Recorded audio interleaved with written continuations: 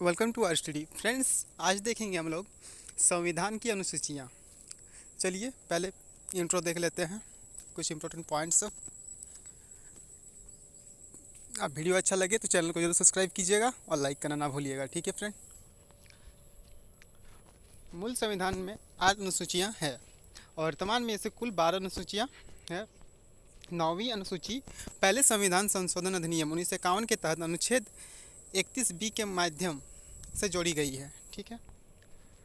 10वीं अनुसूची को 52वें संविधान संशोधन अधिनियम 1985 द्वारा जोड़ा गया है। 11वीं और 12वीं अनुसूची को क्रमशः 73वें और 74वें संविधान संशोधन अधिनियम 1992 द्वारा जोड़ा गया है। संविधान में वर्णित अनुसूचियाँ आइए देखते हैं। राज्य और संघ राज्य क्षेत्रों के नाम में न्याय क्षेत्र और सीमाओं का उल्लेख किया गया है। अनुच्छेद 1 इसमें संघ का नाम और राज्य क्षेत्र और 4 का उल्लेख है। अनुच्छेद 4 के अनुसार अनुच्छेद 2 के तहत नए राज्यों का प्रवेश या स्थापना तथा अनुच्छेद 3 के तहत नए राज्यों का निर्माण, सीमाओं और क्षेत्र नामों परिवर्तन अनुच्छेद 368 के तहत संविधान संशोधन नहीं माना जाएगा।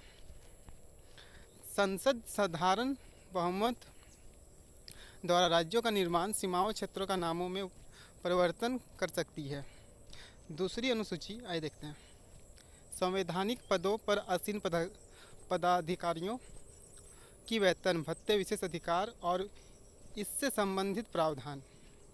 राष्ट्रपति, राज्यों के राज्यपाल, लोकसभा एवं विधानसभाओं के अध्यक्ष, उपाध्यक्ष, राज्य एवं राज्यसभा विधान परिषद के सभापति और उपसभापति, सर्वोच्च न्यायालय एवं उच्च न्यायालय के न्यायाधीश, भारत के नियंत्रक महालेखा परीक्षक,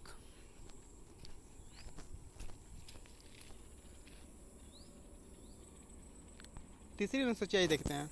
विभिन्न उम्मीदवार द्वारा ली जाने वाली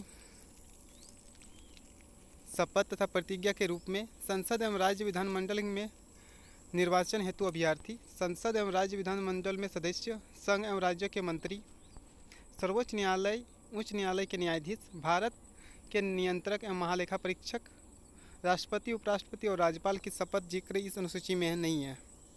राष्ट्रपति अनुच्छेद 7 और राज्यपाल अनुच्छेद 159 के तहत संविधान और विधि के परीक्षण सक्षम परीक्षण की शपथ लेते हैं। उपराष्ट्रपति अनुच्छेद 69 संविधान के प्रति सच्ची श्रद्धा और निष्ठा की शपथ है। चौथी अनुसूची राज्य और केंद्र शासित प्रदेश के लिए राज्यसभा में सीटों का आवंटन। वर्तमान में सबसे ज़्यादा उत्तर प्रदेश, 31 महाराष्ट्र, 19 तमिलनाडु, 18 पश्चिम बंगाल और बिहार में 16 राज्यसभा सीट हैं। आइए देखते हैं 5वीं अनुसूची। अनुच्छेद 244(1) के तहत असम, मेघालय, त्रिपुरा, मिजोरम राज्य को छोड़कर किसी अन्य राज्य के अनुसूचित क्षेत्र में अनुसूचित जनजातियों के प्रशासन तथा नियंत्रण के बारे में उपबंध। राज्य के कार्यपालिका शक्ति का विस्तार उसके अनुसूचित क्षेत्रों पर। आइए देखते हैं। संघ की कार्यपालिका शक्ति का विस्तार राज्य के अनुसूचित क्षेत्रों के प्रशासन के संबंध में निर्देशित करना।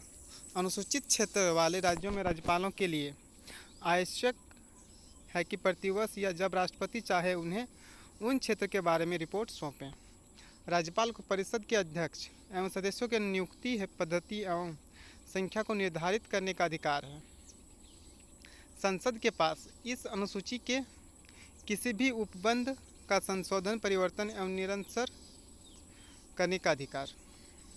यह संशोधन अनुच्छेद 368 के तहत संविधान का संशोधन नहीं माना जाएगा।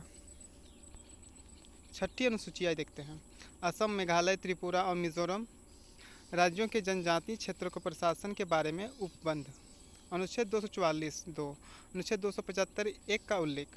22वें संविधान संशोधन 1969 अधिनियम अनुच्छेद 244(a) जोड़ा गया है। अनुच्छेद 244(a) द्वारा संसद के असम के कुछ जनजातीय क्षेत्रों को मिलाकर संयुक्त राज्य बना और इसके लिए स्थानीय विधानमंडल और परिषद या दोनों के सृजन करने की शक्ति प्राप्त है। अनुसूचित जनजातियों के निवास वाले क्षेत्रों में राज्यपाल संयुक्त क्षेत्र के रूप में लोगों अधिसूचना द्वारा विभाजित कर सकेगा। राज्यपाल को जिले एवं संयुक्त क्षेत्र बनाने, घटाने, हटाने और नए जिले बनाने तथा बदलने का अधिकार है।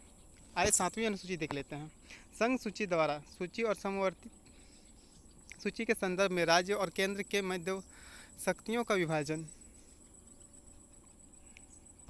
समवर्ती सूची का प्रावधान आइए देखते हैं। ऑस्ट्रेलिया के संविधान से लिया गया है। ये संघ सूची मूल रूप से 97 वर्तमान में 100 विषय, राज्य सूची में मूल रूप से 66 वर्तमान में 61 विषय, समवर्ती सूची में मूल रूप से 47 वर्तमान में 52 विषय है। 8वीं अनुसूची आई देखते हैं। संविधान के मूल रूप से वर्तमान में 14 और 22 भाषाएं हैं। असम, बंगला, बोडो, डोगरी, गुजराती, कन्नड़, कश्मीरी, कोंकणी, मैथिली, मलयालम, मणिपुरी, मराठी, नेपाली, ओड़िया, पंजाबी, संस्कृत, संथाली, सिंधी, तमिल, तेलुगु तथा उर्दू। ठीक है फ्रेंड। सिंधी भाषा को 1967 में 21वें संशोधन अधिनियम द्वारा जोड़ा गया है। आइए देखते हैं 9वीं अनुसूची। इसमें यह प्रावधान है कि इस सूची में शामिल किसी भी विषय की न्यायालय द्वारा न्यायिक समीक्षा नहीं की जा सकती है। सर्वोच्च न्यायालय में वामन राव के मामले में स्पष्ट कर दिया गया है कि 24 अप्रैल 1973 के बाद 9वीं अनुसूची में शामिल विषयों को न्यायिक समीक्षा हो सकती है। आज 10वीं अनुसूची देख लेते हैं। इसमें अनुच्छेद 102 के अनुच्छेद 191 के जिक्र किया है। दल बदल के आधार पर संसद विधानसभा के सदस्यों को निहारता है बारे में उपबंध है। 91वें संविधान संशोधन द्वारा विधायक दल को 2/3 सदस्यों द्वारा अयोग्यता का छूट भी है। सदन के अध्यक्ष द्वारा दल बदल से उत्पन्न निहारता संबंधी प्रश्नों का निर्णय लिया जाता है। 11वीं अनुसूची आज देखते हैं क्या है। पंचायत की शक्तियां पर अधिकार एवं जिम्मेदारियां। अनुच्छेद 243G एवं 29 विषयों का उल्लेख है। यह संघ सूची 73वें संविधान संशोधन अधिनियम 1992 द्वारा जोड़ा गया है।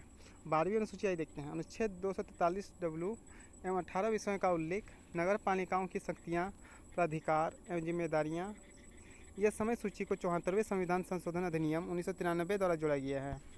आइए कुछ अदर फैक्ट देख लेते हैं।